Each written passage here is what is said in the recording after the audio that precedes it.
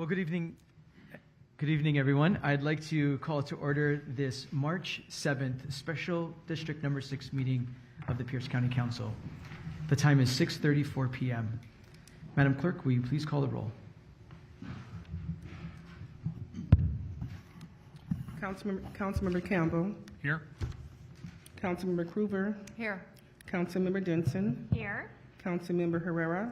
Excused. Thank you. Councilmember Hinchin. Here. Councilmember Morrell. Here. And Councilmember Mello. Here. There are 6 members present. Mr. We have Chair. 6 members present and a quorum.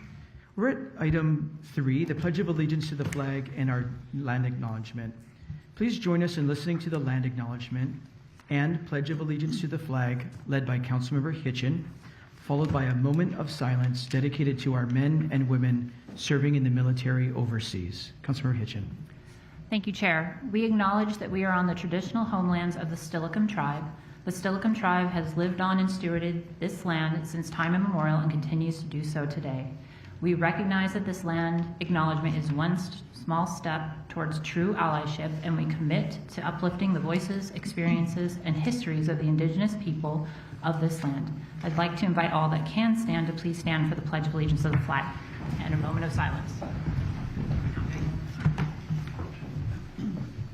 I pledge allegiance to the flag of the United States of America and to the republic for which it stands, one nation under God, indivisible, with liberty and justice for all.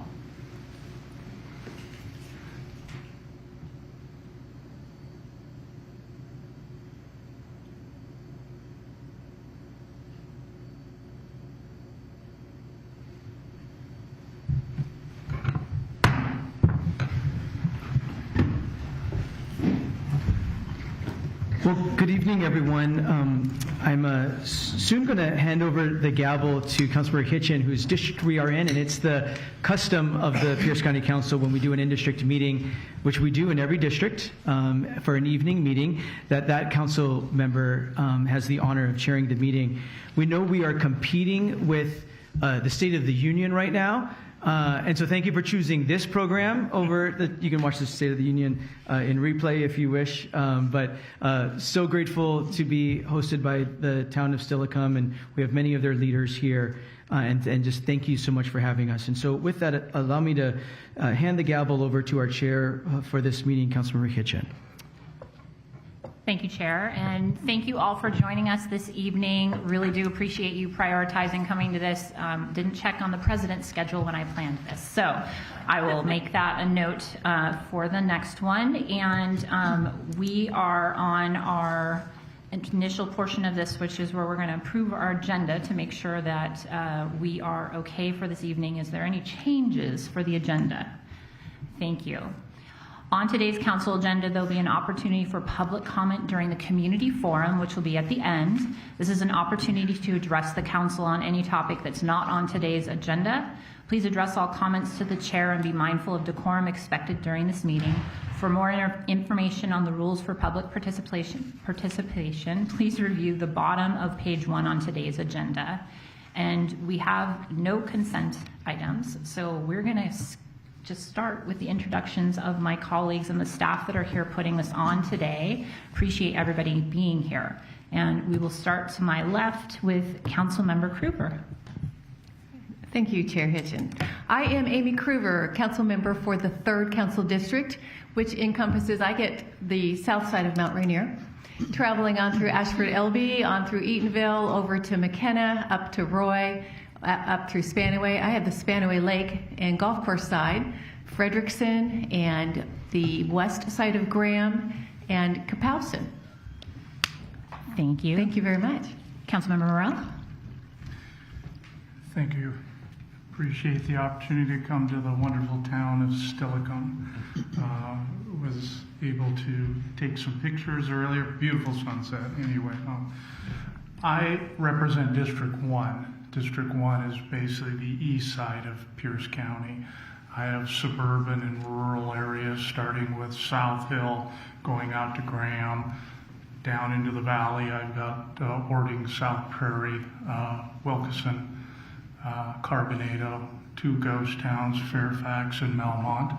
and then jump up to Buckley, Lake Tapps, Bonnie Lake, and I have the other side of the mountain. I have Crystal Mountain in my district. So it's a privilege to be here. Thank you. Thank you. Chair Mello?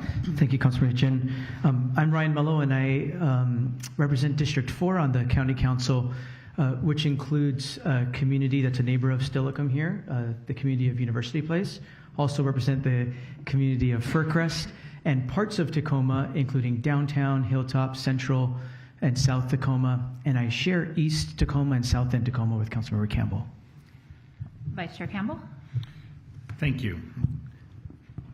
What a beautiful town hall you have here in Steilacoom. Reminds me of a small town I grew up in outside Omaha, Nebraska. So has that kind of same nice small town feel.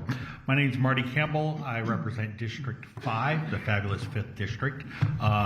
And that is kind of right in the heart of Pierce County, right in the center. We only have 2 cities, and that's parts of Tacoma and Fife, but we have lots of great communities, beginning all the way up at Browns Point, Dash Point, Northeast Tacoma, Fife Heights, of course, Fife, Riverside, Summit, Waller communities, the Clover Creek, Collins, and parts of Parkland, Midland, and East Tacoma, where I live.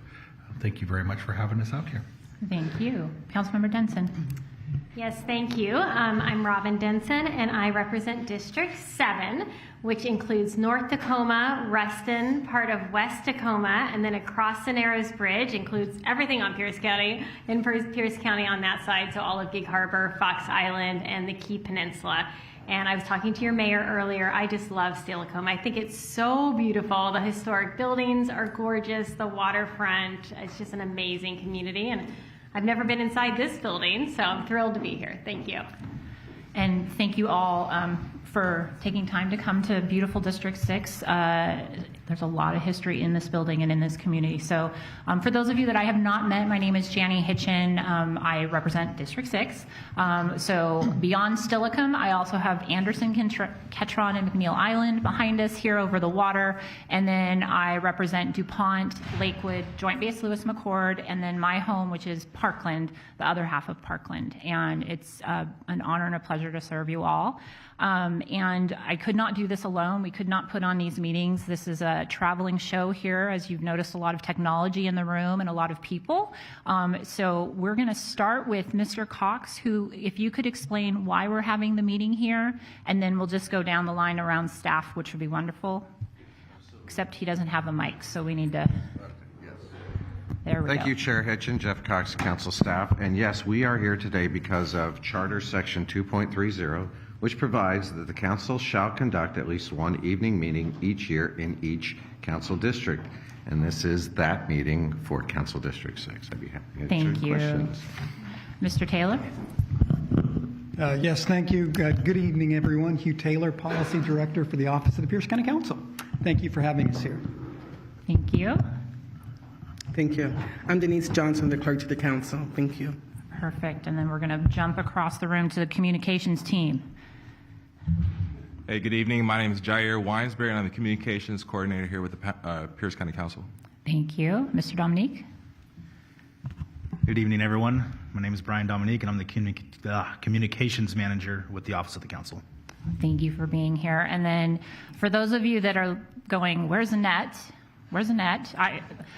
So her son's team versus college playoffs. So she was like, I can make it happen. And I was like, no, go be with your son. So Sabrina Schimler, who works for District 5, since we're such close neighbors, is filling in and doing a fabulous job. So Sabrina, thank you very much. I know you're not near a mic. So thank you all for being here and helping me put on this meeting, along with PCTV. Couldn't have done it without you.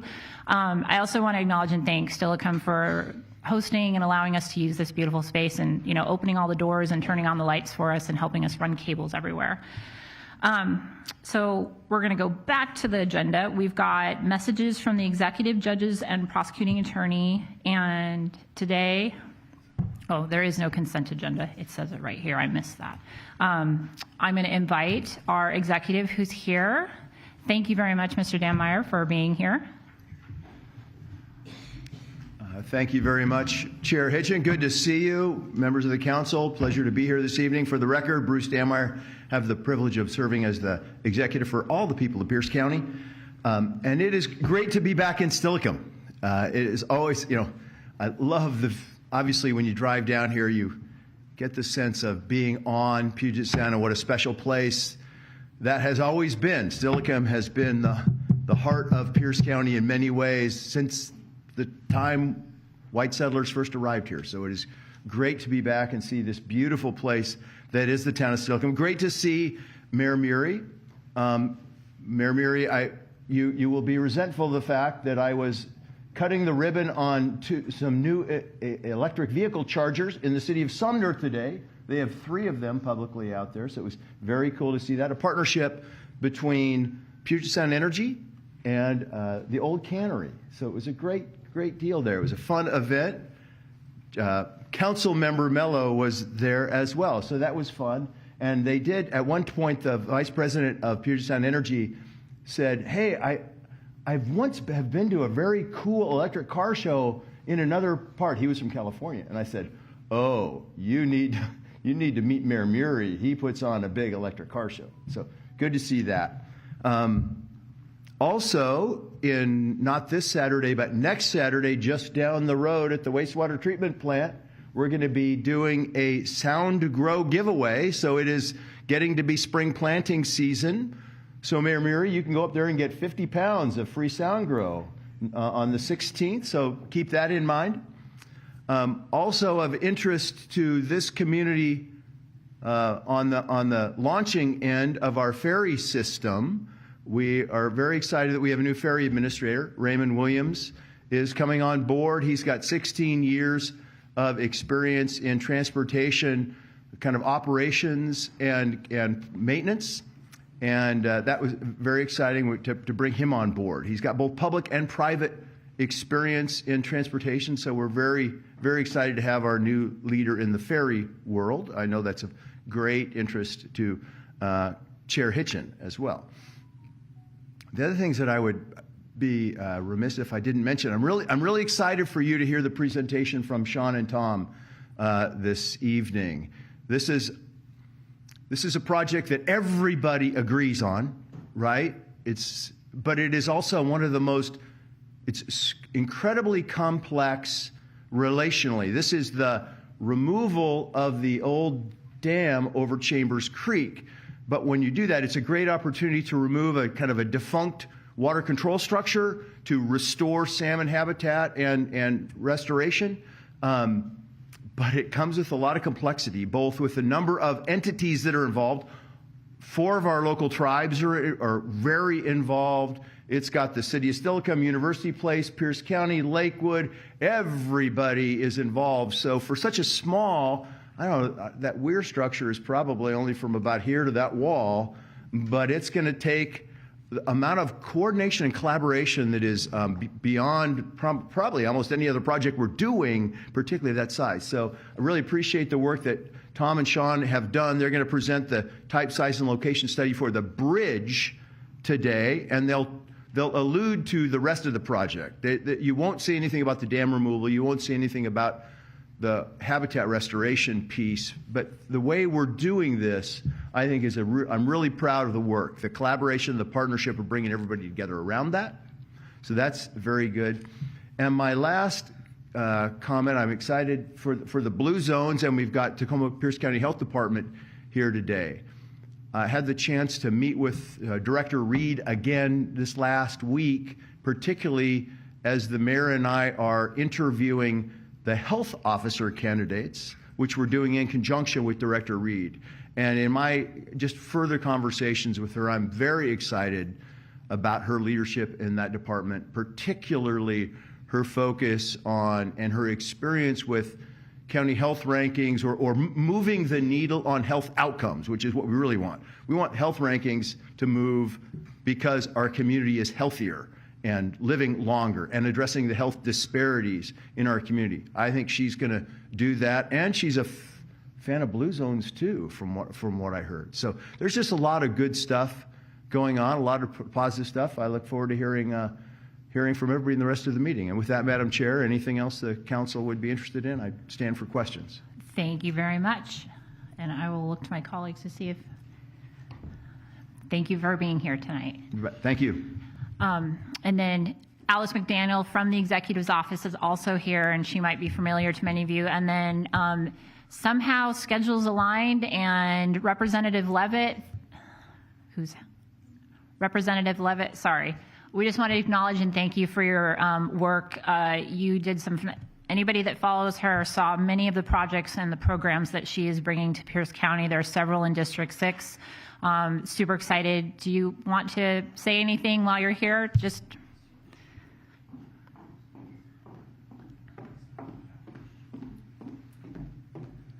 Well, happy sunny die, or shiny die, which is why I have some stuff in my hair. We just finished up our legislative session for 2024, and I was driving home and was able to make it, so wanted to stop by. But very grateful for the partnership of Pierce County Council, for all the work you're doing in all of your districts. We only get good work done when we have partnerships, both from our towns and cities and councils, all working together to accomplish things for the residents of Washington. So very grateful for your service and happy to have Sunny Die here and to be back in district. But yeah, grateful to partner with you on the really good projects we brought home to Pierce County. Thank you. Thank you very much. So we do not have any proclamations this evening, nor ordinances or resolutions. So we are to the meat of the meeting this evening, which is other business and announcements. And we've got several presentations tonight that all relate to the work that's going on here in our community in District 6. We're going to start with a welcome from the mayor. And Mayor Murray, can I ask while you're speaking, could you introduce your council members that are both here? Unless there was a third that snuck in, which is possible. Oh, welcome everybody. Welcome to staff. I feel like home. I was on the county council from 2003 to 2012, and this is all new. All you all went there, but because of the term limits. But staff keeps everybody going. So, again, my name is Dick Murray. I moved here to Steilacoom in 1981. Stationed here in 1976 as a second lieutenant, and the reason I moved to Steilacoom, I went driving through here, and it reminded me of an old New England town that I'm from, a little town called Ashland. It was very similar in structure and everything, so this is why I moved here. It reminded me of home, and it's become my home now since then. I was fortunate to meet and marry a local girl, and happy wife, happy life. So we have council members. I think Council Member Roger Neal. Is there any other? I didn't see any other council members. Councilmember Grasher is the. Oh, Councilmember Gracier. Oh, okay. Sorry, I didn't see you over there. We also have our school board member, Lujana Rohr. I actually started my political life as a school board member here in 1997. So that's right as I got out of the Air Force. Steilacoom Historical School District number 1. I'd like to go over a few things that we're doing with the county. Number 1, of course, I remember when I was on the county council, the number 1 headache and the number 1 challenge was always the ferry and then the serving Anderson Island and Ketchikan Islands. The roundabout is working out well, despite a lot of people's consternation about it. And now everybody thinks it was a great idea, and there's I don't think, any complaints. What we are doing during the summertime, sometimes you have what's called an overflow that goes down Martin Street, and they did when they did the roundabout, they did make some actual parking for the overflow. We're actually going to go all the way down to 5th Street when we redo Martin Street. That's a $3.3 million project, complete rebuild of the road and the utilities. And I think the county's going to pony up $190,000 to actually help make those parking spots go all the way down. So that'll be a lot safer and a lot better for people. Before it was wild, wild west. Another thing that kind of works with the county a little bit is, and working with the state and everybody, is the old mill site. And it's an old mill site. It's been it was taken down over 20-something years ago, and it's now a master plan community. In fact, when I became mayor, that was the first piece of legislation to go from industrial to master plan community. Garrison Springs, it was a beautiful salmon-bearing spring that's now in a pipeline, and I think it's going to be part of this maybe briefing today, but I think we have about $2.5 million coming to help restore that into a functioning salmon-bearing spring. A couple of the other things going on, the Steilacoom Tribal Building, which you went by, is thanks to Representative Levitt. I don't know if she's still here or not, but she has worked hard to get us money to help rebuild that. Unfortunately, we got the bids and we didn't have enough money, so she scrambled and got us some more money, and the town's going to also pony up some money, more money to help make it. It's a 501c3. It's a privately owned building by a non-recognized tribe, but it is part of our cultural heritage. Sunnyside Beach, which is a town beach, but I think about 90% of the people that use it, from what I've observed being down there, aren't from the town of Steilacoom. They're from, it's really almost like a regional park and beach. But we're spending up to about $1 million to restore the beach and the seawall, and soon to get, thanks to Mari Levitt, we also got $100,000 coming for, I bet you haven't heard this term before, beach nourishment. I don't know if you know what beach nourishment is. That means we need to put more sand there to keep the seawall from falling down and all that kind of stuff. So we're going to be bringing $100,000 worth of sand to make the beach more of a beach. A couple other things. We are into electrification. Who would have thought? As you know, I've been running a electric vehicle festival since 2014. It's one of the largest in the Pacific Northwest. Actually, one year we were one of the largest in the country. We have 8 charging stations at a public works facility. Build it and they will come, Field of Dreams. We do have only one electric vehicle that's owned by, and that's a F-150 Lightning. Needless to say, I was up there the other day and I saw the truck parked there, and it was covered with dirt, and it was really dirty, and that made me so happy because that means it's being used like it should be. So that's good. And then we just heard from, again, Representative Levitt. She's been doing a good job for us. We got another $100,000 that's going to be coming for putting electric charging stations into public safety. And that's still to be designed, but probably a couple level 3s, and then the rest will be level 2s. With the idea eventually we will go all electrification for our public safety. It's going to take a little time to do that. So the only one last thing I have is we do have the unincorporated Pierce County between Steilacoom and Lakewood. I think someday somebody's got to move the needle. I really do believe it needs to become part of Lakewood, and that's because of the fire district, water district, and all the ramifications. If it became part of Steilacoom, it would kind of upset a little bit, especially the fire district wouldn't be happy. So I think it's 98498. It's more aligned with the zip code of Lakewood is 98498. It's more aligned with Lakewood, so eventually that needs to be incorporated. I know the policy is not to have little islands sitting out here and there. We do have another island that will probably not change. In between the mill and the dam is another piece of unincorporated county that once in a while there will be homeless people there, and they say that's not our jurisdiction. But it's unincorporated county, and it's owned by the county. It's part of, you own the land. So I'm not sure if that's necessary to become, part of Steilacoom or part of University Place, but I think it's what it is. So, any questions for me? I'll finish up. I don't want the filibuster here. Thank you. Thank you. Any questions? Yes, Councilmember Denson. I would just love to know when your electric vehicle festival is happening this year so I can get it on my calendar. It's always the second Saturday in September, but this year it's going to be at the end of August. I haven't selected a date yet. End of August. Something about me going to Italy for the month of September, so that's also on my bucket list. So, I'll send a note out. I'm going to pick that date here pretty soon. Perfect. Thank you. Thank you. Thank you very much. Appreciate you taking some time and for hosting us. Okay, so next on our agenda, we're going to hear from Paul Lovelace, who is the administrator and kind of the face of the Get Things Done here in Steilacoom. So he's got some information about some of the projects and the works that have happened here, and we're going to turn it over to you. Thank you for being here. Thank you, Chair Hitchin, members of the council, members of the audience present. My mayor did manage to steal some of the ideas, but my concept here is working together for a healthy community. And starting off on the healthy community concept was dealing with food insecurity. I know that the council, the exec in Pierce County has been attempting to address this issue, has put a lot of resources into this issue.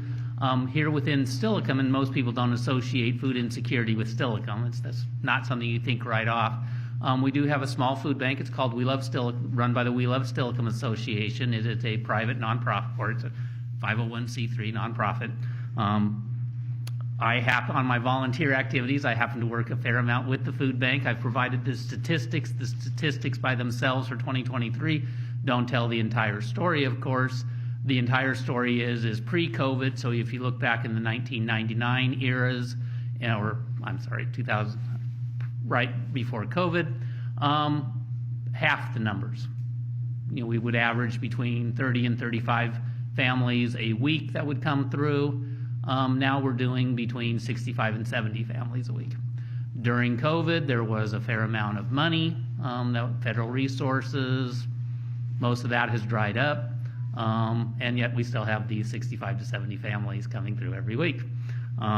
The food bank is run by volunteers. It is run by donations, and Pierce County, again, as I had indicated earlier, put money into these programs through EFN. I mean, we're part of the EFN network, so it works very efficiently that way. So I'd like to thank you for that. The town, or the We Love Steilacoom Association, received that. And also working with Councilmember Hitchen, we were able to acquire a pickup and delivery van in 2022 via a capital grant that the county put together at that point in time. So again, on behalf of all the families that are served by the We Love Steilacoom Association, we wanted to thank you for that. Moving on to the second item, our community garden. Again, dealing with food insecurity, dealing with community building. And as Councilmember Mello would know, because of his work previously at Pierce Conservation District, community gardens are huge for community building, in addition to then also the food. Our community garden is taking shape up at an old well site. And the coordinator of the community garden has managed to obtain almost $45,000 in donated goods and services. So the town's commitment is fairly small, other than the property and the utilities, but the community itself has rallied around the local businesses. Within your paperwork, there's a listing of some of those businesses and what they have, not necessarily what they've donated, but it is coming together. We had a proof of concept. We used to use the DuPont City has a big DuPont community garden, and for the last 2 years we were down there with proof of concept to make sure that people were truly committed. This year our council dedicated the property, and we've been working forward on it and are looking forward. The county exec mentioned that on the 16th you could go up and get some sound grow. Well, after you get your sound grow, you could also then come to the community garden and bring your wheelbarrow, because on that same day from 10 to 2 we will be Walworth is donating 30 yards of topsoil that will then be put into the actual raised beds themselves, and we're looking for volunteers. So if you're not doing anything else that day, we'd be more than happy to have you come out to the community garden. And if we roll through some of the pictures or roll down through some of the presentations, you have a picture of our starting point. You then have the schematic of what it's going to look like. You have then the local building that was done again by the local Kiwanis Club, constructed most of you see the in-person pictures, and then all of the sponsors. Moving on, we have our 5th Street Waterway, Riparian Restoration Project. This project, and what you'll see here, was done with a grant from the Chambers Clover Creek Watershed Council, again a county organization. Again, it was part of our, this was a demonstration project where we're attempting to cool and remove invasive species from the banks of the 5th Street Waterway, which is our waterway of designation. Everyone has to designate a certain waterway as part of your surface water management plans. This is ours. And we are starting to try to reclaim the banks of it from the invasive species as well as the grass and the other items there. Those are those two pictures, and there are several pictures on that. Moving then into public safety, officer wellness. Again, officer wellness is a huge issue. every agency out there is having issues with officer wellness, officer retention, officer mental health. It's a trying time for officers. There are a number of items that we have listed. Again, Mari Levitt was instrumental in receiving or obtaining some of the funding for these programs, and we have definitely capitalized on that and the money that was provided through the legislative awards that she was able to sponsor, for lack of a better term. And then last but not least, two of the projects that the mayor mentioned earlier. There's a beautiful picture. I love this picture. It's on our website type picture of the roundabout.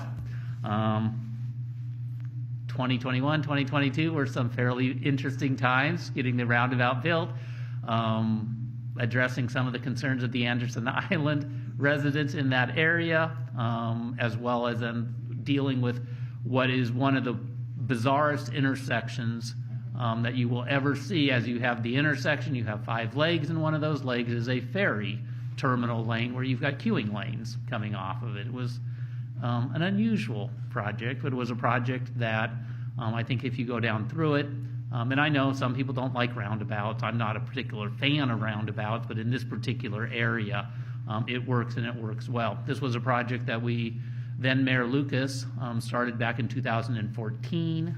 That finally came all together. And for 2024, this year, we are extending, as the mayor mentioned, down Martin Street. We're working with the county to help formalize the agreement for the formal overflow lanes and then getting that project rebuilt. Those are some of the things going on in Steilacoom. There are many more, but I know that you have a very full agenda. I would be prepared to address any questions you might have at this time. Thank you very much for the overview and the partnership. I know it's really important for the community members that call Steilacoom home that we're working together to solve problems, so I love it. I'll look to my colleagues to see if anybody has any questions. And I'm not seeing any, so thank you for being here and for helping us get all set up. We are going to move on to item number 3, which is a Blue Zones update. Tono Sablon, who is the executive director of Blue Zones, and is going to kind of go over and give an overview and just kind of give an update, because we've invested some dollars, and about a quarter of the Blue Zones is my district, but it's my home. And then I'm generalizing. I'm half of Parkland. There's Spanaway I don't represent, so a quarter, right? My math works. So Tono, we'll turn it over to you to kind of walk us through this program. Thank you, Councilmember Hitchen. Good evening, Council. Thank you for the invitation to be here this evening. My name is Tono Sablon. I know most of you have discussed Blue Zones sort of ad nauseum, at least during especially the expenditure portion, but I also would be remiss if I didn't take advantage of the opportunity to share with folks who are online and in the room with us this evening about what a Blue Zone is and how it came to be in our community anyways. And also my superintendent would be upset with me if I didn't also mention that I'm proud to serve as the president of the Franklin Pierce School Board, which includes both Councilmember Hitchens and Councilmember Campbell's districts. So thank you for having me here this evening again. Appreciate it. We'll move on to the next slide. As Councilmember Hitchen alluded to, the county invested significant dollars into this project, as did Multicare and Virginia Mason Franciscan Health System. So we always like to thank our sponsors anytime we're out in community for the large investments that they've made into this project. That's frankly an investment that's been a long time coming in the health and well-being of folks in Parkland and Spanaway. Some of the council has definitely heard this before, but for folks who haven't, in Parkland and Spanaway specifically, you, on average, will live up to 10 years less in our neck of the woods, where I'm from. I love Parkland, choose intentionally to live there. I will die there. I love that community with all my heart. We'll live up to 10 years less than anywhere else in Pierce County, which just simply by being born there and being from that zip code, which most of the council agrees, and most of the folks in this room would agree, that's just frankly unfair, right? So we're really thankful for the generous sponsorship here, and we'll move on to the next slide, please. And I'd just like to explain, well, what is a Blue Zone? Well, this came from original health and well-being and longevity research. that was conducted more than 20 years ago of 5 communities around the world where folks lived disproportionately longer lives in community. So there are 5 different places, one of them even here in the United States in Loma Linda, California, which is primarily a Seventh-day Adventist community, where folks live to be 100 or more, 3 times more than anywhere else, living on average 12 more good years than many folks do here in this country. And when we say, this makes me think of, when I read 12 more good years, this makes me think of a conversation. Just this last summer, Blue Zones tabled at the LeMay family's 46th or 47th annual car show. And we had a booth there explaining the programming to folks who came to the show and were in community. And one gentleman comes up and asks one of our team members, well, why do I want to live 12 years longer, 10 years longer, 20 years longer? And that's a great question, because if your quality of life isn't great, why would you want to live live longer? And that's why we intend, through the Blue Zones project here in Parkland and Spanaway, to replicate some of those things that those 5 original communities around the world did in order to become successful and live healthier and longer lives. Next slide. Those practices, our beliefs, our understandings are all collected into what's called the Power 9 here. And these are both to do with individual behaviors, environmental shifts, ways of thinking or understanding about your own environment.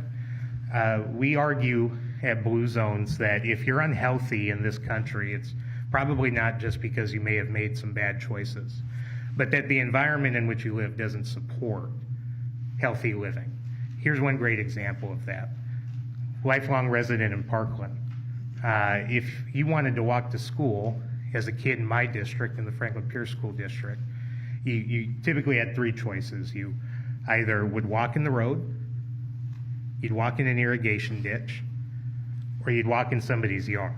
So you'd be in somebody's private property, because there are very few sidewalks in that community. So if we can't have kids walk to school safely, they're not incorporating that sort of active movement in their everyday lives. And they're not carrying that forward with them as adults into their lives, which is an environmental impact that you may not think of, but has direct ties to our health, well-being, and longevity.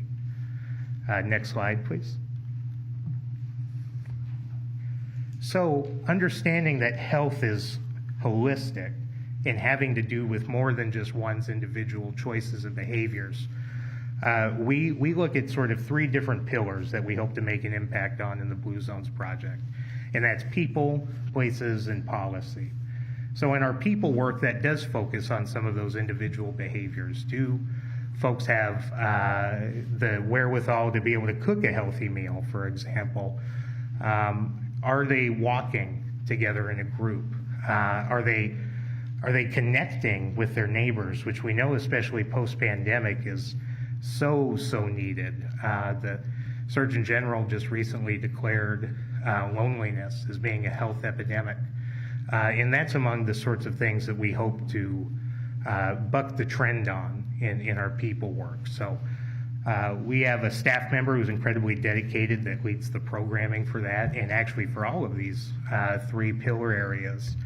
And he's putting on cooking classes, and he's connecting walking groups and getting people together to walk once a week together, and helping people understand their purpose through purpose workshops, which some folks may not even have been asked that in their lives before. It's really a privilege to live a purpose-filled life. So that's an acknowledgement of the individual sort of contributions to your own health and well-being. We also work on places and policy. So what places has to do with are the large institutions that serve a community. In Parkland and Spanaway, in that part of unincorporated Pierce County, the major institutions are our schools. So because we're unincorporated and we don't have that sort of direct and immediate representation that you would get from a municipality, We obviously look to you all for support, but everyday folk, they look to their school. That is the entity that is there to support them. We're often the chief transportation providers. We're the chief feeders in our community when we think about school breakfasts and school lunches. So in places, we hope to work with those large institutions, which we consider to be our schools, the major employers in our community, which, shocker, in Parkland and Spanaway happen to be the Franklin Pierce and Bethel school districts, in addition to Pacific Lutheran University. And then also restaurants and grocery stores. So how are we driving business to local restaurateurs, mom and pop shop grocery store owners who are providing healthy and nutritious food to our neighbors at a cost that they can afford? And then finally, I think our long-term impact is really in our policy work, which has to do with you all in particular. In an incorporated community, when we're working on policy, the most direct and immediate impact we can have on is with our county council, and then peripherally on our school boards, and then even further removed at the state level. And we have 4 different policy priority areas that we hope to make an impact on, and that's in alcohol, tobacco, and primarily tobacco use among young people. And because of Councilmember Campbell's recommendation, we've now included cannabis as part of that work as well, particularly among young people. And then built environment, so sort of like the sidewalk argument that I had just made previously, and then food, so access to healthy and nutritious food. Next slide. So I want to take, that was a broad overview of blue zones, which again, most of the council you've heard before. Councilmember Denson, this might be a little bit newer for you, but I just wanted to take that time to explain the blue zones holistically. But now I'd like to get into some updates about the work that we've been able to do since we've last given an update, which would have been in September of last year, when we were really pleased to accept the proclamation of September 9th, 2023 as Blue Zones Project Parkland Spanaway Day. Councilmember Campbell probably gets a little fear struck in his heart when he hears that, because he had to read Blue Zones Project Parkland Spanaway about 38 times at our kickoff event in September as well, after reading the proclamation, which we thank you for. So let's advance to the next slide, please. So again, I want to hone in on where perhaps some of our biggest wins have been, and that's been in people. Our community has responded to this in a way that has really surprised me. And folks have come out in support in droves and in our programming. So you see on there taking steps for individuals to help improve their well-being. We encourage people to move. We encourage people to better understand themselves and what their purpose in life is. We encourage them to eat better and to build social connectedness. Next slide. Now, here are some of the early successes that we've had, and that's that in only the first 6 months of the project, we've engaged 230 unique individuals from Parkland and Spanaway. That number jumps up to 350 when you count people, when you include folks outside of our community, because although we serve Parkland and Spanaway, we don't turn anybody away from our programming. That have come to and done an improved engagement in that time. So a reading group, a purpose workshop, a walking group, a cooking class, etc. And those are non-duplicated folks. So what we're also seeing is that people often return back to do all of our programs and not just one. Our engagement lead has done a similar story to what I have just shared with you all and other civic groups in our community several times over, just to build awareness of the project. We've collected 5 success stories, which I'm really proud of, and you'll get to see a version of that this evening in a quick video. And the one thing that really, when my engagement lead was putting this together, that kind of perked up my head was collectively the folks who have come to our walking groups that we've held in Parkland and Spanaway in the last 6 months have walked over 100 plus miles together in community, which frankly, it wouldn't have happened, right? Some folks do walk our community, but that's just people who came to be a part of a walking group with Blue Zones Project Parkland Spanaway, which I'm really proud of.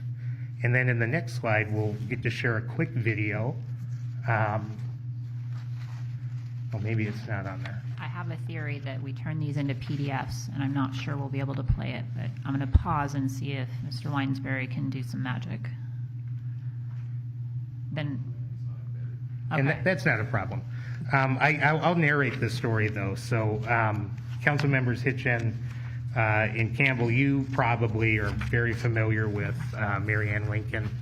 Councilmember Kruger, you're probably very familiar with Miss Lincoln, longtime volunteer editor for the Pierce Prairie Post. She has been a great advocate for Blue Zones, and she's got a really wonderful story about how eating healthier has helped her in her battle against cancer. So although we couldn't share it this evening, I'll make sure that the council gets an opportunity to watch that at your leisure. And with that, I'm happy to stick around and answer any questions you may have. Thank you very much. I'm responsible for a couple of those miles with the walking moe. Any questions from any of my colleagues? Thank you, Tono. I really appreciate the overview and the work you're doing in a community that definitely needs some love. So not that every community doesn't need some love, but we're working on it. Thank you. So we are going to go on to the Chambers Creek Dam Removal and Bridge Replacement Project. We've got Sean Goldsmith from the Salmon Recovery Senior Planner and Tom Kantz, who's in the Watershed Service Supervisors. Did I get your titles correct? Sort of. Yes. Okay, Thank there we you. go. Thank you. I'm Tom Kantz with Pierce County Planning and Public Works. And thank you for the opportunity to present the results of our type, size, and location study for the Chambers Creek Bridge. We are calling it a final draft because we're trying to give ourselves a little bit of wiggle room there. There are still a lot of unknowns about this project, and as we learn more, some of the findings of this study we may have to modify a bit. Next slide, please. So a little bit of the history of the area. The Chambers Creek Bridge itself was built in 1946. It is jointly owned and maintained by Pierce County and the City of University Place. It does serve as an essential roadway connection between those two communities. And but after almost 80 years now, it's starting to show deterioration. The bridge is one element of a larger Chambers Bay restoration and dam removal project. We're going to just be talking primarily about the bridge, but we are mindful that this is part of a much larger project, as Executive Dammeier explained. Part of the history is that as early as 2003, the county had done some biological modeling for salmon in Pierce County.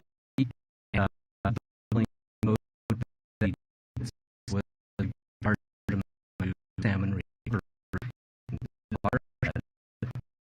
In 2012, the Army Corps of Engineers conducted looking at restoration opportunities, and they produced preliminary designs, some conceptual designs of a bay restoration that included a new bridge alignment and dam removal.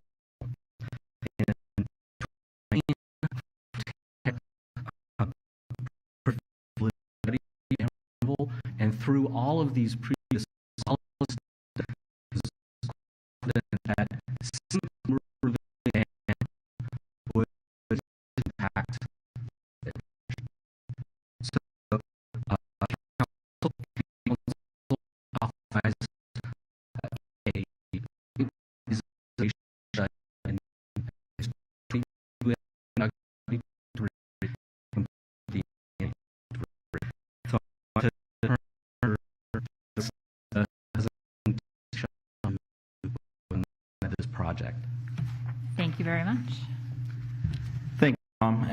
thank you, Council, for the time to talk about this exciting project. For the record, my name is Sean Goldsmith, Pierce County Salmon Recovery Senior Planner. Next slide, please. As Tom and the executive succinctly put it, this is a larger effort for Chambers Bay restoration. However, this part, the bridge replacement, is the first domino that needs to fall. It's a three-part piece restoration of a bridge replacement, a dam removal, and nearshore restoration. As Tom stated, in 2022, Pierce County conducted a type, size, and location study to provide the foundational analysis on how a bridge removal and replacement process could begin. Next slide, please. As you can see, and as everyone in this audience most likely knows, this is a unique location jurisdiction-wise. It's in between town of Steilacoom, Pierce County Public Works land, City of University Place, and Lakewood adjacent, not to mention a Chambers Canyon trailhead that runs across both sides of the bridge. As you see on the right here, the study location here was about 200 feet upstream and downstream of the bridge and was coordinated actually with the dam removal team as well. So all aspects of the bridge replacement and removal was keeping in mind hydraulic impacts to the dam removal as well. Next slide, please. As I mentioned, the purpose of a type, size, location study is to provide the foundational analysis on how to do a removal and replacement and do it safely. The major findings were to find alignment and structural alternatives for bridge replacement, to examine environmental impacts and habitat lift that could bring back fish habitat in what is a needed salt and freshwater mixing, as well as a constructability analysis that provides an accurate estimate of project costs, at least a ballpark figure. The study methods included several long lists of engineering standards to go through, but needless to say, federal highways, Washington State Department of Transportation, as well as Pierce County road standards were all looked at and evaluated to make sure the replacement could be a realistic alternative. Next slide, please. So why conduct it for Chambers Creek Bridge? To quite simply put it, it is 80 years old. It is close enough to qualify for the Blue Zone. It is a larger bridge. As I do analysis and as we were doing survey on the bridge, I constantly had to play Frogger. There is no pedestrian crossing really there. There's minimal shoulder width, and with a trailhead on either side of the bridge, that could be a problem. The design and construction elements in terms of the replacement are also highly complex due to the amount of utilities on and adjacent to the bridge. There is a town of Steilacoom force main directly adjacent to the bridge. Therefore, any removal or replacement aspects need to be done up front for safety measures, as well as just the complexity of all of it moving at once. Next slide, please.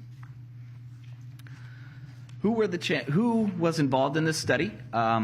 Pierce County has participated and even led monthly stakeholder meetings the past 3 years with a large group of stakeholders that are all involved in not just the restoration, but also very interested in the replacement project.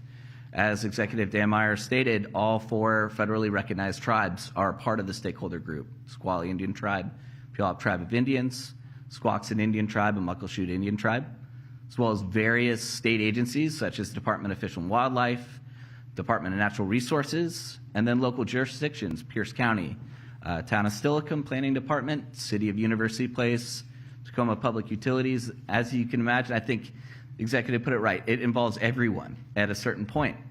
I will say the nonprofits involved as well, South Puget Sound Salmon Enhancement Group and Forterra, have done a tremendous job of moving forward dam removal designs. We're able to coordinate our actions alongside them as well. Next slide, please. So the nuts and bolts of what we evaluated: 4 alignments were evaluated for consistency reasons to determine what is actually the best replacement. All had their own pros and cons, but to keep it succinct, 2 had a 150-foot channel opening for hydraulics, and 2 had 240-foot span openings. As you can see on each of these slides here, each one had their own roadway alignments that are all different and provide different sight lines. We did an in-depth analysis of all four to make sure that we're choosing the right one and to recommend moving forward how we can do the design work moving ahead. Next slide, please. So the study's recommended bridge alignment. If you are reading the very dense study, it's called an Alternative 3. It is one of the 240-foot span openings. Major reasoning behind it is because the habitat lived with that opening, with the dam removal, as well as restoration work on the near shore, will provide that needed saltwater, freshwater mixing for fish habitat. It is vital. It has multiple endangered species that use this as a feeding as well as a migration route. Another major part of why we chose, or why it was recommended, is that there is a compliant roadway curves and better sight lines. I'm about to drive over this at night, and it is a little, let's say, topsy-turvy when you go through there with no lighting. This alignment will adjust that. And as I mentioned, the hydraulic opening is a major part. If the dam is removed, when the dam is removed, there will be water that goes through, and it needs to be able to handle the channel as that occurs. Next slide, please. So there are specific roadway benefits to Alternative 3 also that made it a very attractive recommendation. Having a northbound and southbound lane that is wider, that allows a width to accommodate a bike lane on either side, a 12-foot wide shared use path between the two to allow for pedestrian access, as well as a crossing route that has a pedestrian hybrid beacon for safety. As you may see on the bottom, it's kind of tough to read on the screen, but there is a actual engineered design plans for it. So it's not just an idea, it's actually on paper a very good foundational design that we'll revisit as we continue with design. Next slide, please. Not just alignments were evaluated for this type size location, we also looked at 3 different bridge structure types. The one on the left is a 3-span precast girder bridge. The one in the middle is a single-span steel truss bridge. And the one on the right is a single-span precast girder bridge. They all had their positives and negatives, but when done with the preferred alignment, they all were able to be fit as a way to analyze further as to what can actually happen here. Next slide, please. The actual recommended bridge structure type, as you see on that nice rendering, is a 3-span precast girder bridge. As I mentioned, the 240-foot span for the channel does allow for a lot of room for fish habitat. It also allows for trailhead parking on the left. There is an actual Chambers Canyon trailhead right there that currently people park on the side of the road. Not necessarily the safest option. We wanted to provide a little bit of parking there as well as that pedestrian crossing with the hybrid beacon. As you can see, it ties into the existing roadways as well as the entrances to Pierce County's treatment plant that is right next door. So I wanted to just pause to give everyone just a vision of what that can look like here. It's a nice rendering, but it's also combining both the alignment and the structure types that we recommend. Next slide, please. So, big question in the room, what are the bridge replacement estimated costs? I want to emphasize this is in 2023 dollars. They are subject to change. I don't want to put an entire dollar amount and say that this is set in stone. When we move forward with design, with the dam removal aspects and nearshore restoration, we are subject to go back and revise and see these numbers. But the highlighted in orange is the recommended structure and alignment type. The total number would be about $53 million. If we went with the single span steel truss option, it would be about $9 million, or let's see, yeah, a little short of $10 million more expensive. The issue sometimes with a steel truss bridge over saltwater is that would require high maintenance costs annually. And the third option, the single span precast girder bridge, is just slightly higher at about $63 million. I'm now going to turn it back over to Tom to talk about next steps and what we see and envision for the future. This is thank you. This is a timeline for next steps in the project, and you can see we are actually very early in this process, and that's one of the reasons why we call this a draft final, because we have a long way to go before we get to the being ready to do any kind of construction. There's still a lot of work to do. There have been a number of studies that have been done, but they've been done separately for the dam, for the restoration, for the bridge now with the type, size, and location study.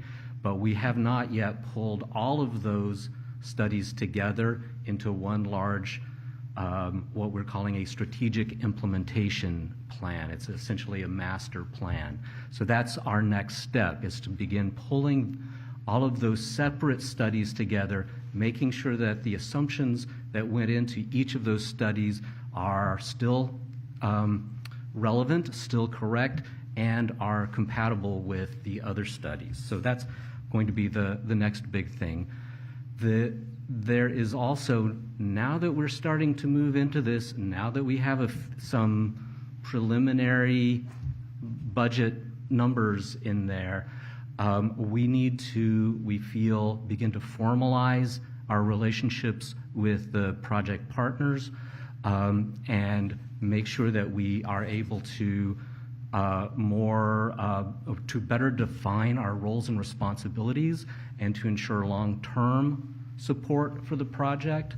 We want to make sure that we keep the stakeholders happy in this, if that makes sense. We have 4 tribes that we're working with right now and a number of jurisdictions, and we just need to make sure that we can keep things moving forward.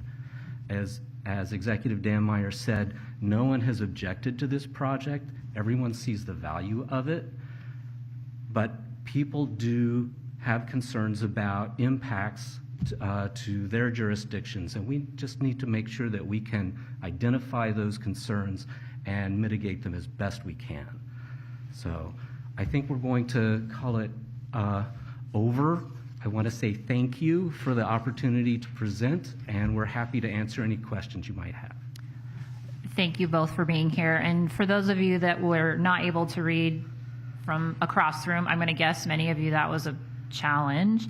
The packets are available online if you want to actually read the details in there. If you just go to the council's website, you can click on this meeting, and then you can download the entire packet as a PDF and zoom in on stuff. So I was challenged on the print one, so I imagine on a screen it was even more challenging. So I'm going to look to my colleagues if anybody has any questions. Chair Mello, I figured you might.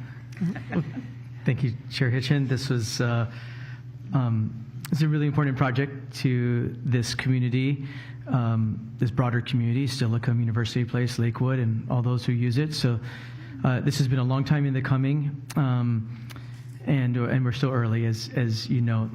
Actually, I think Councilor Hitchen and I, when we first got on council together, this was one of our very first field trips, was heading out here to put eyes on the project and the potential.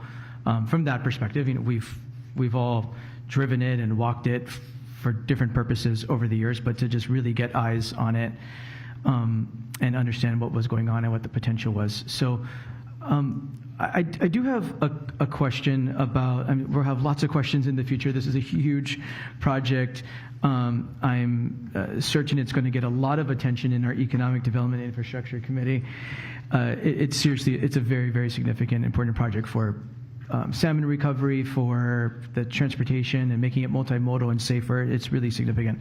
And I'm so glad that Representative Levitt is here. We saw that price tag, and Representative Levitt, success begets success. So you've been tremendously successful this biennium for Pierce County, and we're going to be come knocking on your door for this major project. The question that I have, what you laid out on slide 13 about the budget is today's dollars. We know we're not going to be moving into construction for a few years, so really important that these are today's dollars. But does this budget represent any of the costs related to the dam removal and restoration, the restoration of the bay? No, thank you for the question, Chair Mello. No, those numbers do not. We've worked with the dam removal team, and current estimates are much, much lower for the dam removal. While it's the exciting part of the project, it's estimated between $3 and $4 million, not the higher $52 million.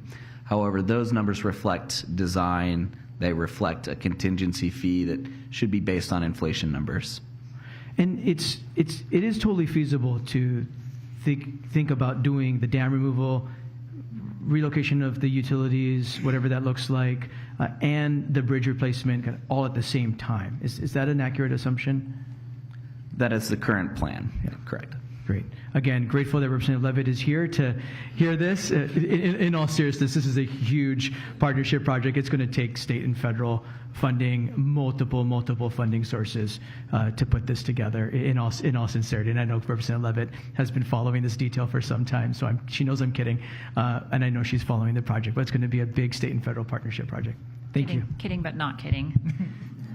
Any of my other colleagues? And just, I'm going to ask the question, why can't we just remove the dam?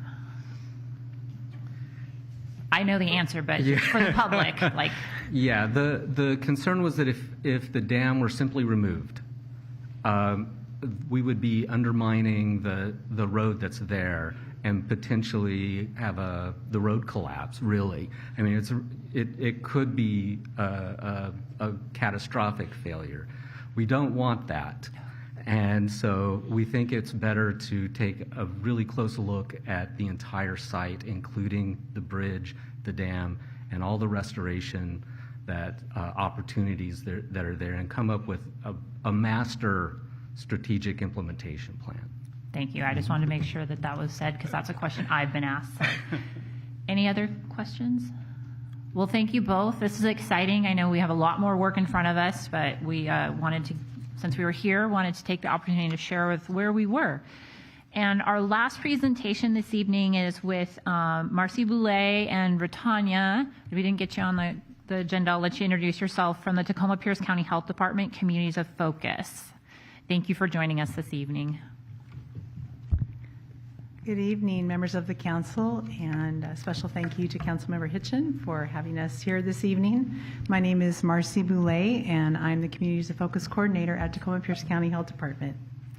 We're here tonight to share about some of our work and partnerships in one of our health equity strategies called Communities of Focus, which I think will hear some similar themes to the Blue Zones project. And I'm also going to ask my colleague Retanya to introduce herself. Thank you, Marcy. Good evening, and thank you for the invitation, Councilmember Hitchen. It is a pleasure. My name is Retanya, and I am a health promotion coordinator at the Tacoma Pierce County Health Department. I work with our Black Infant Health Program as my main work to address the disparity that Black babies and mamas die at 2 to 3 times at a higher rate than their white counterparts. And I'm also a local resident and support the Community of Focus work for Parkland. So thank you. Thank you for being here. Thanks, Retanya. I'd be remiss if I didn't say I'm a proud resident of District 1. It's for you, Councilmember Morrell. May we have the next slide, please? Thank you. So we're going to talk a little bit about what is a community of focus for folks in the room who may not have heard about this before, how we partner together to support and improve health outcomes in neighborhoods with fewer opportunities, and some ways that we might think about partnering together in this work. Next slide, please. Thank you. So, communities of focus. There are 6 communities, neighborhoods where we partner with in this work, and you can see a map here. And those communities are all over the county, and they are Key Peninsula, the east side of Tacoma, and South Tacoma, White River, Buckley, and the surrounding community. And here in District 6, the communities of Parkland and the Springbrook neighborhood of Lakewood. And the way that I see the word chose here, so we never choose ourselves. It's always in partnership with community. But the way these neighborhoods were identified and asked to partner were for several reasons. First of all, when we look at health equity data and we look at things like low birth weight and poverty and high school education, chronic diseases, and then a lot of lack of access to resources for things like basic needs and transportation. Another factor involved was community readiness. Do we have relationships in these communities? Are they ready and willing to partner? And where across the county where there are a lot of resources and partnerships from county agencies and not? And so that was another factor. And then finally, our capacity and relationships in community. So these neighborhoods have fewer opportunities to be healthy, and they also experience less longevity than Pierce County as a whole. But they also have a heck of a lot of strength and resiliency, and that's something that we really work on together in this approach. Next slide, please. Thank you. So a little bit more about our approach. We know that if we work together with communities and what's important to them, that's going to improve health in Pierce County. So for example, we know that when people are more civically engaged, they have a stronger sense of autonomy, and they also report better well-being. So the civic engagement is really important. When we talk to, and we do a lot of assessment in public health, and when we ask what issues are important to folks in District 6, we hear a lot about themes like food security, healthfulness, and cultural relevancy, places for youth and community to gather, community safety, transportation, and again, access to things, resources.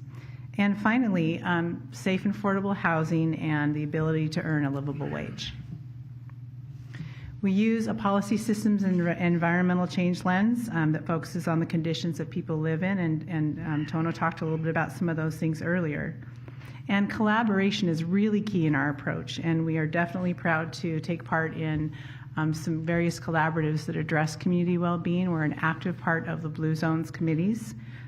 We facilitate a partners meeting in the Springbrook neighborhood, and we also participate in Franklin Pierce Youth First. And none of this could be done without partnership.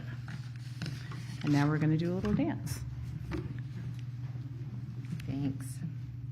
So the Health Department encourages community funders and partners to invest in people and organizations in communities of focus. This slide talks about how we have supported civic engagement in the Parkland community. You heard Marcy talk about collaborating with partners like Blue Zones to improve community health outcomes. We also support other participatory processes or processes that involve the community in developing solutions to the needs that they identify. And that's at the heart of civic engagement, really. One process that the Health Department supported, and I was also involved in, was asking students to help decide what kind of improvements they wanted to see at their school. The outcome was voted to improve the lighting at Keithley Middle School, and that's where all the funds were spent. Pictured here in this slide are a group of local residents who did a walking audit in the Parkland area to address community safety. The Health Department helped support the effort of community to identify those areas that could be improved for rolling, biking, and walking. Okay, may we have the next slide, please? A little bit more about the Springbrook neighborhood in Lakewood. Some of the specific priorities people mention, again, food access. And recently in Springbrook, the grocery outlet closed, or rather in Greater Lakewood. And so that makes food insecurity an even greater need in this community, where there's also difficulty with transportation, and the next nearest grocery store is a little more expensive. So that is something that folks are very concerned about. Also, safe and affordable housing is a big need. And recently, when some residents needed to relocate out of Springbrook, one of the ways we were able to support was to provide some financial support for rental fee applications for some of those families. And again, access to resources. So much of health is about access to resources. Springbrook residents have named, I mentioned a partner meeting a couple of slides back, and so we are really, we facilitate a monthly meeting the second Wednesday of each month, bringing together agencies and residents and resources into the community to talk more about how we can work better together for solutions. And so we really invite anybody who's interested in partnering in the Springbrook neighborhood to talk to one of us afterward. Next slide, please. Thank you. A little bit more about collaboration in Springbrook. We partnered last year with a nonprofit in the community that Councilmember Hitchen will be well familiar with, which is Springbrook Connections, and had several listening sessions around how folks were coping and recovering from COVID-19, safe and affordable housing, and then again about food insecurity. And residents identified solutions also that they felt would help address these conditions. And then we asked, of these 3 issues, they're very complicated and complex, which one of these would you most like to work on? And residents said they would really like to work on food insecurity. So last week, we completed a voting process where folks in the neighborhood talked about the top 3 solutions. And I'm not going to give away too much because that's actually the focus of our next Board of Health meeting, March 20th. And some of you will hear pieces of this. And we invite anybody who wants to come and hear more about how we're going to work together on the top solution that folks identified to improve food security. So, centering resident voices in Parkland, how do we do this? Recently, we supported gathering input from parents and caregivers for a mural to be created at the Parkland Family Resource Center. Blanca, who is our family resource coordinator there, helped us connect with parents and caregivers so that we could share out our Black Infant Health Program and our maternal child support programs at the health department. And also, we asked if anyone could be willing to take part in the parent focus groups for a parent caregiver resource guide. We've also been visiting with the Gates High School students each quarter to get students' voice around community planning projects and to help students understand how community planning affects health. And finally, we sponsored a workshop at the Franklin Pierce Schools held to address conditions that cause poor health and to think about the solutions to address those needs Pictured here in this slide, it was our presentation of 2 of our partners. I want to say on our first slide that we had a picture of 2 of our partners with the Franklin Pierce food, what do we call it? Pantry? Yeah, the food pantry. No, not the food pantry, actually the food farm. Okay. Yes, the food farm. And they handed out fruits and vegetables during the workshop of that. Next slide, please.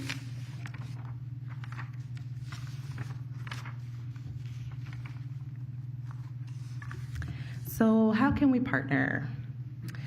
First of all, I want to say we're so grateful for the partners, the wonderful partners that we've had, and some of whom the council has recommended to us. And this leads us to what comes next is supporting our community health. So how can we work together? Collaborating on funding and capacity building opportunities. The Community of Focus recently held workshops on how to hold hybrid meetings, how to sustain collaboration. We've hosted 2 grant writing workshops that covered about 145 folks across Pierce County. We will continue to do some of that funding development workshops in 2024, and we also welcome all kinds of collaboration on these efforts. We're excited to think about the ways that we can leverage funding, partnerships, and to support community building and building community capacity. There are a few ideas listed here, but we'd welcome any chance to talk with anyone who would like to work together in support of community. And I just want to say thank you for the time to give us the opportunity to highlight these 2 communities of focus. We really appreciate that. So thank you, and I'd like to open it up for questions if there's any.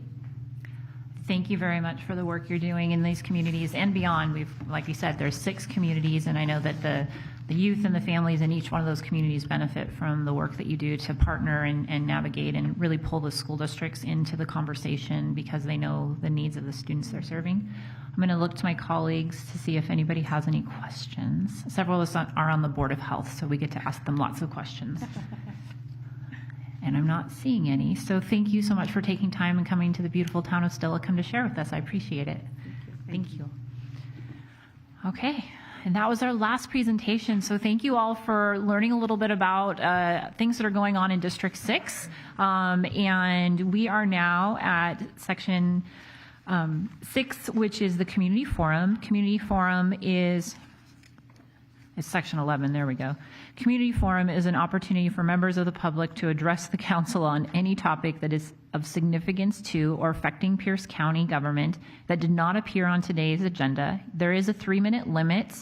Please state your name if you'd like it on the record and address all comments to the chair.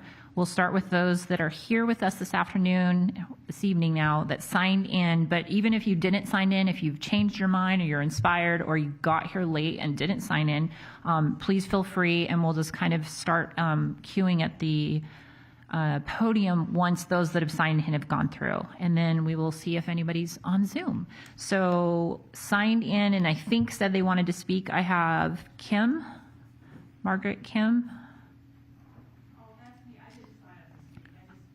You just wrote in the box, or okay. Jim?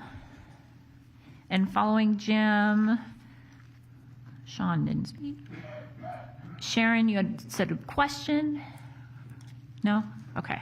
So we'll listen to Jim and then we'll go on from there. Good evening, Council. My name's Jim. My name's Jim Ballas. I'm the chair of the Chambers Creek Foundation, which is a 401k to advocate for the completion of the master plan of Chambers Creek Regional Park. And the last update was in 1957. And we would like you to consider in your planning for the removal of the dam and the bridge to put in the trail that goes into the South Meadow. That's the portion by the railroad bridge and south of the treatment plant. And that's the last area that has to be developed in the master plan. The last bridge that will complete the trail from Kobayashi Park down to the Chambers Lagoon is going to be completed this year. But the master plan of 57 has a detailed explanation and maps of what should be put into the South Meadow, and it would make absolute sense when you do the bridge and the road reconstruction to make sure that there's a place for that road to go in. So if you could include that in your planning, we'd appreciate that. Okay? Thank you very much. Appreciate it. By the way, our average trail count for last year was 68,000 people for the month over the year. That's for 3 trails, Upper and Lower, and the Chamber Creek Canyon Trail. That did not include the golf course, the restaurants, the bridles, the soccer fields, or any of the activities other than the trails. Thank you. Thank you. Next we have Patrick.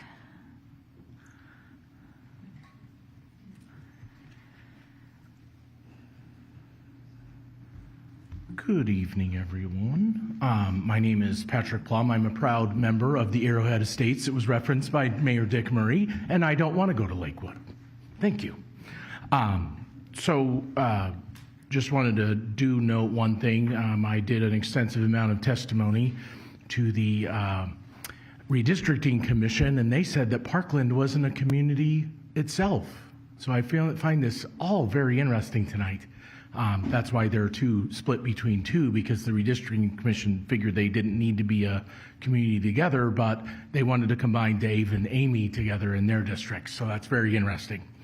I am a former mayor from Okanagan County in Tenasket, which I was also a school board director and a city councilman. So I have an extensive amount of experience in utilities, and that's why I'm primarily here tonight. Arrowhead Estates, where I live, doesn't wish to be given away to anyone, and we'll only do that on a vote of the people, by the way.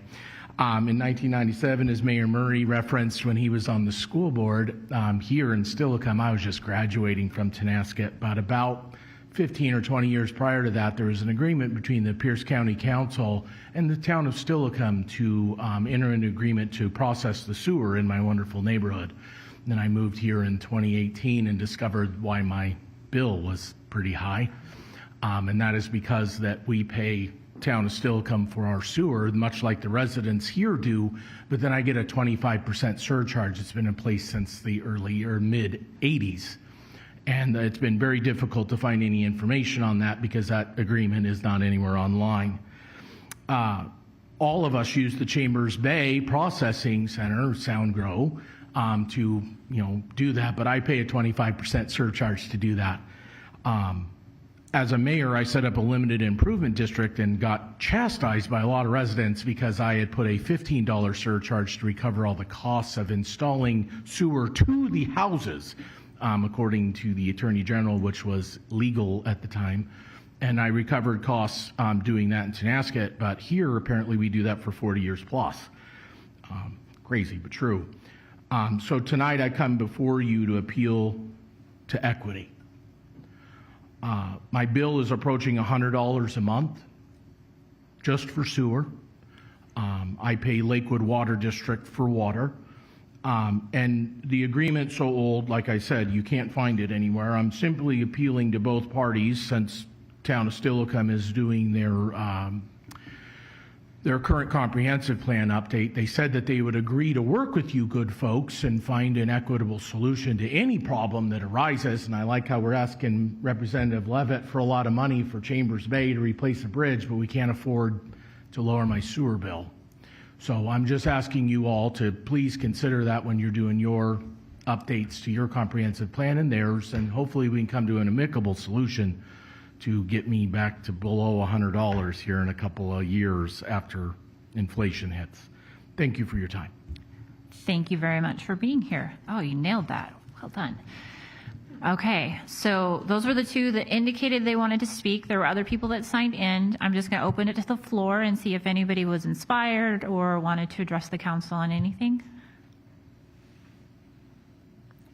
I'm doing teacher wait time.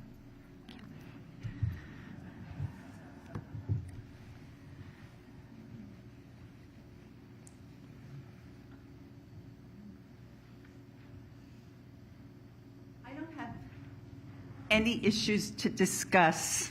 I just have a couple of questions. Can you say Is your that name allowed? for the? It is. Can you say your name for the record? And then we won't. I will. Okay, perfect. I wanted to know if I could speak first. Okay. My name is Kim Lopez. I'm from Lakewood, Washington. And I would like to know, how are we paying for this bridge/dam that goes across? Will there be, the only alternate route is through Lakewood, and I'm assuming we're not going to have access to the bridge while you're working on it. Is that true? I'm sorry? That's incorrect currently. We're still moving forward with design. Okay. And do we get any money from the Infrastructure Act from Congress that they passed? So if you go through all your questions, we can answer them at the end with public comment. You just kind of give it to us. I'm sorry. Go ahead and ask your questions, and then we'll try and come back to you after public comment is done or a community forum is done. The format isn't a question and answer, which is really awkward sometimes. Okay. So if you want to Well, ask. then I'm sorry. I would No. like to thank the people who were hosting tonight and asked if I wanted to sit, and that's it. Okay, thank you. I'm sorry. And we're here, and after the meeting, if you have questions, happy to have a conversation. Perfect. Okay, anyone else?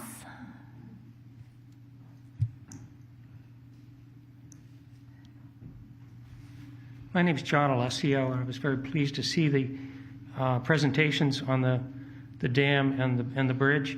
And I'm particularly pleased to see that there are going to be bicycle paths through the bridge.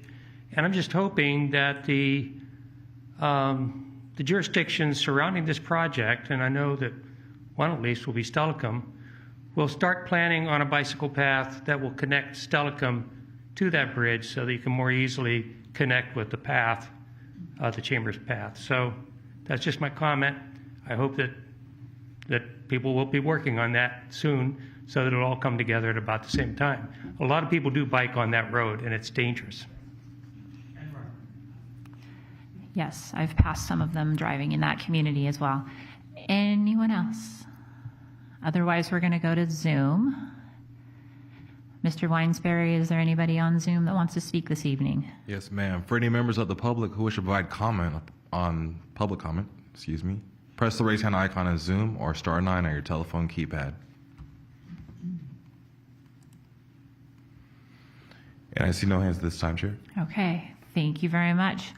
Well, I want to thank my colleagues for coming down to the beautiful town of Steilacoom and joining us here, and thank all the staff and PCTV and the Sheriff's Department that was here this evening, and then to everybody that is here in person to participate in this. I really appreciate you taking some time on a Thursday night.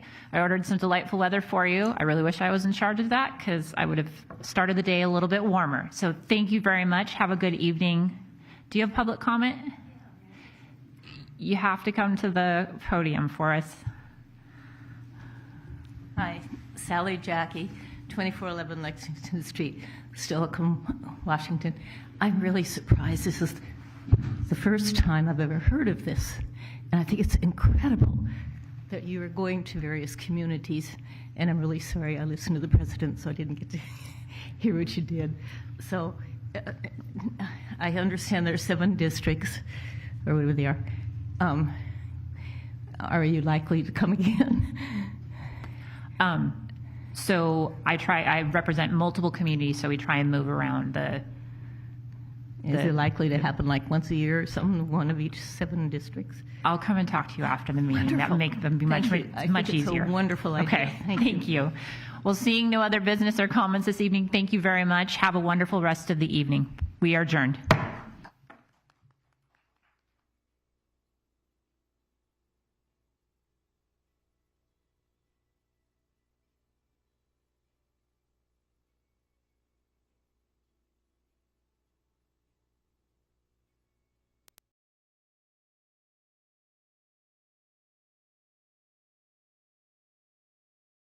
Can I add some?